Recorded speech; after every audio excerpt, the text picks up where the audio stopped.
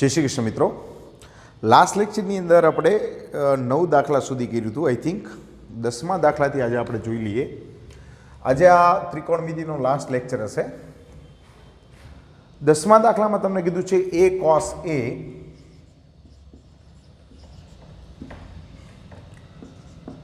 b cos b plus c cos c is equal to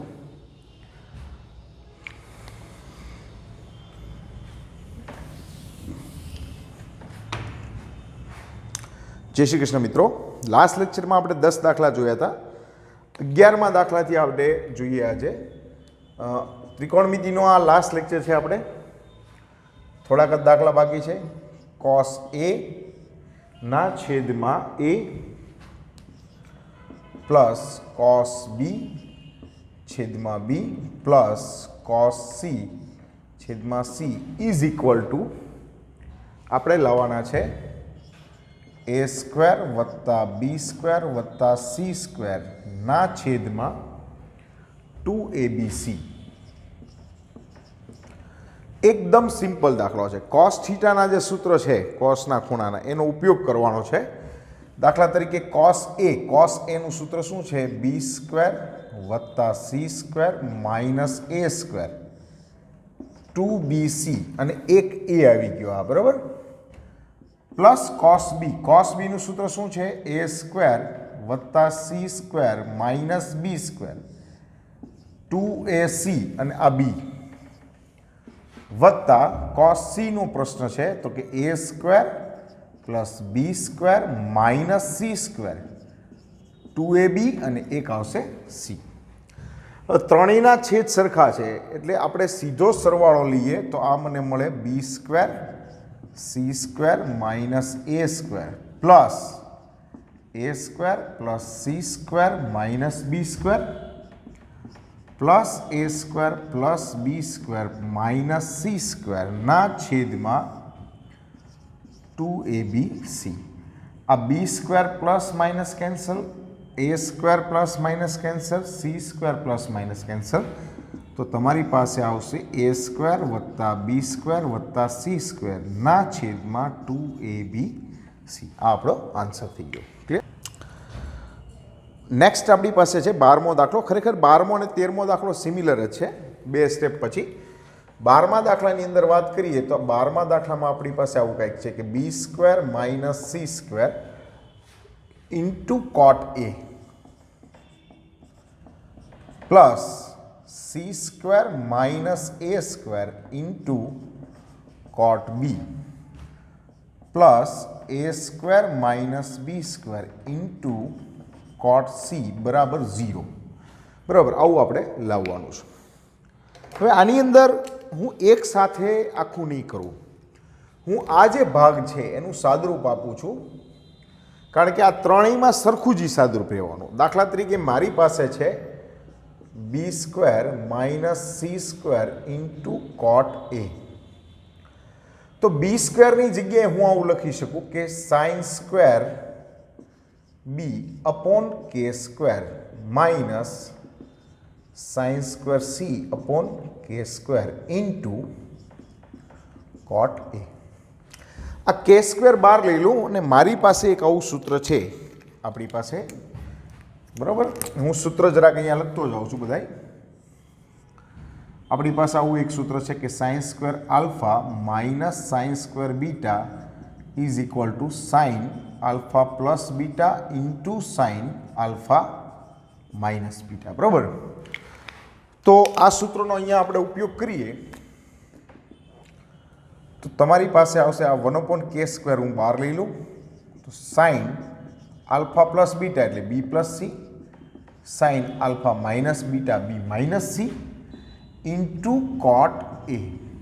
ઓલું થોડુંક દૂર પડી જાય છે તો આપણે હું બાજુમાં જ લખું છું. આ ભલે રહ્યું એક એમને. હવે આપણી પાસે અહીંયા એક વસ્તુ આવી છે કે આ બધું ત્રિકોણ માટે થાય છે એટલે કે a plus b plus c is equal to pi માટે 180. b પ્લસ c ને હું કરતા બનાવું તો b plus c is equal to pi minus a.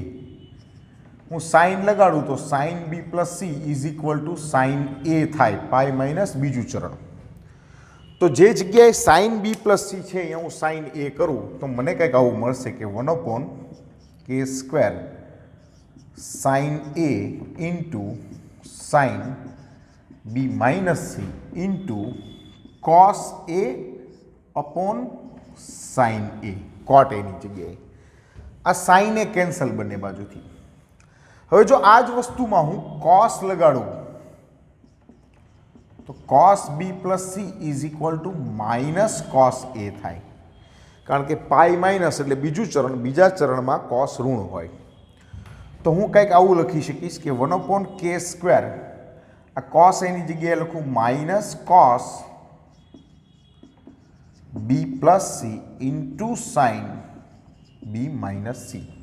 હું બગડા વડે ગુણી નાખું તો માઇનસ 1/2k નો square 2 cos b plus C into sine B minus C. હવે આવ્યું 2cs નું સૂત્ર. 2cs એટલે s માઇનસ s, તો માઇનસ 1/2k નો સ્ક્વેર સાઇન, આ બીનો સરવાળો કરો તો સી કેન્સલ થઈ જાય, બી વધશે, માઇનસ સાઇન વધશે સી. આવું કંઈક મળશે. હવે જો એ જ રીતે આને આમ લેવામાં આવે કે C square minus B square એ સ્ક્વેર ઇન્ટુ કોટ બી, તો અહીંયા બી અને સી હતું તો બી અને સી મળ્યું, અહીંયા સી અને એ છે તો આપણને મળશે sine C minus sine A. એ જ રીતે ત્રીજો ભાગ છે આપણી પાસે A square minus B square into cot C, તો અહીંયા આપણને મળશે sine A minus sine B. હવે આ બધી જ વસ્તુ આ 1/k સ્ક્વેર તો રહેશે જ તે, બરાબર, માઇનસ 1/2k સ્ક્વેર.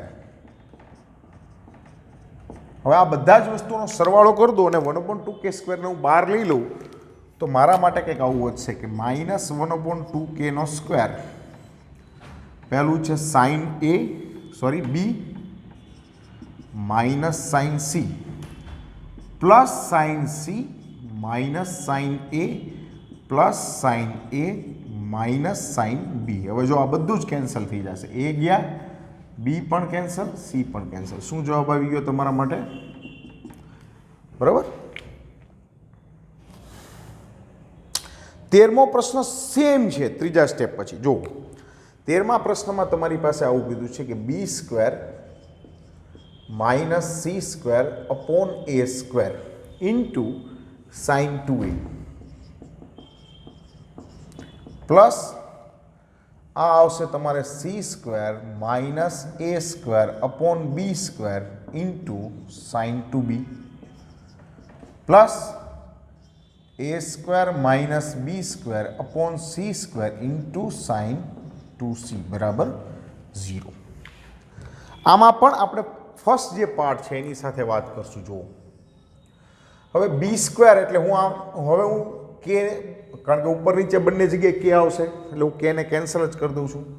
તો મારા માટે આવશે સાઇન સ્ક્વેર બી માઇનસ સાઇન સ્ક્વેર સી છેદમાં આવશે સાઇન સ્ક્વેર એ ઇન્ટુ સાઇન 2a છે એને હું લખી શકું 2 સાઇન એ ઇન્ટુ કોસ એ. એક સાઇન કેન્સલ કરી દઉં. અહીંયા આલ્ફા પ્લસ બીટાની વાત કરીએ તો કે sine B plus C into sine B minus C into cos A ના છેદમાં એક વખત સાઇન એ વધ્યો, એક કેન્સલ થયો અને બગડો વધ્યો. હમણાં જ આપણે વાત કરી કે સાઇન બી પ્લસ સી, ત્રિકોણના નિયમ અનુસાર sine B plus C is equal to sine A થાય અને cos B plus C is equal to minus cos A થાય.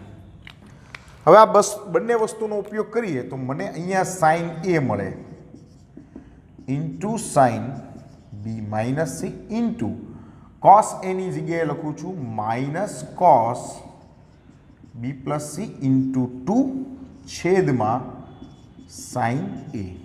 ચલો સાઇન એ કેન્સલ, આ માઇનસ 12 આવી ગયા, અંદર વચ્ચે 2 cos B plus C into sine B minus C. જો ઓલો દાખલો થઈ ગયો આખો, આ માઇનસ એમને આ વધશે તમારા માટે sine B minus sine C. હવે આના આધારે જો આ જે વસ્તુ હતી કઈ B square minus C square upon A square into sine 2a, તો આપણને મળ્યું minus sine B minus sine C. હવે ધારો કે આની જગ્યાએ આવું હોય કે C square minus A square upon B square into sine 2b, તો આપણને શું મળશે? Minus sine C minus sine A. અને જો એ સ્ક્વેર માઇનસ બી સ્ક્વેર છેદમાં C square into sine 2c હોય તો minus sine A sine B આવું વધે. હવે આ જો બધાનો સરવાળો કરીએ, કારણ કે આ બધાની વચ્ચે સરવાળો છે, તો માઇનસ 12 લઈ લઉં, અંદર શું આવશે? Sine B sine C sine C sine A sine A sine B. જો આ બધું જોડી જાય છે, એ ગયા, સી ગયા અને બી પણ ગયા. શું જવાબ આવી ગયો? ક્લિયર? હવે 14, 15 અને 16 દાખલા તમારે કરવાના નથી. હવે એક દાખલો બહુ સરસ મજાનો છે કે તમને આવું કીધું છે કે a cos a is equal to B cos b હોય તો સાબિત કરો કે ત્રિકોણ ABC કાટકોણ છે અને સમદ્વિભુજ છે, બે ભુજ સરખી છે. ચાલો, તો પહેલું તો એની જગ્યાએ હું આવું લખી શકું, sine A upon K into cos A. બીની જગ્યાએ લખી શકાય sine B upon K into cos B. બે વડે ગુણીને કે કેન્સલ કરી દો તો 2 sine A into cos A 2 sine B into cos B. આ તમારા માટે આવ્યું સાઇન 2a, આ આવી ગયું સાઇન 2b, અને આ બાજુ લઈ લઉં, આ મને મળશે sine 2a minus sine 2b is equal to 0. s minus s એટલે 2cs, 2 cos, અહીંયા આવશે સરવાળો કરીને બે વડે ભાગો એટલે a plus B into sine A minus બી.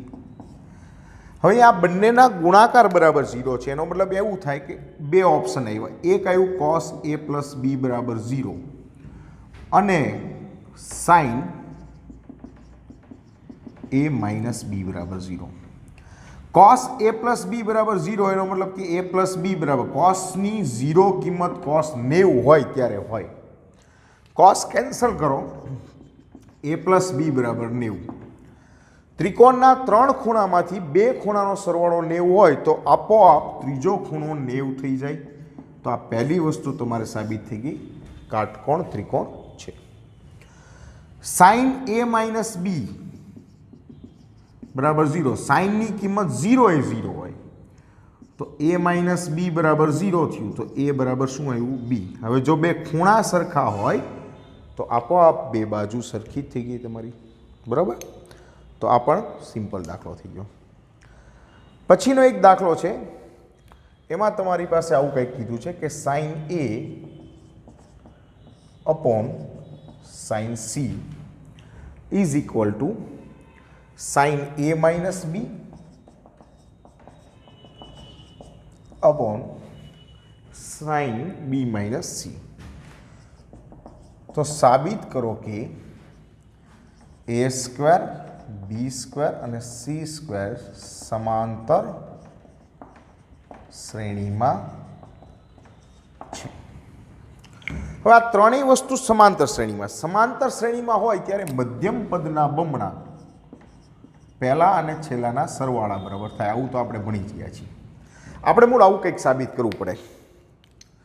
પહેલું છે સાઇન એ. અચ્છા, સાઇન એને હું આવું ન લખી શકું, સાઇન બી પ્લસ સી, કારણ કે 3 ખૂણાનો સરવાળો 180 એટલે પાઈ.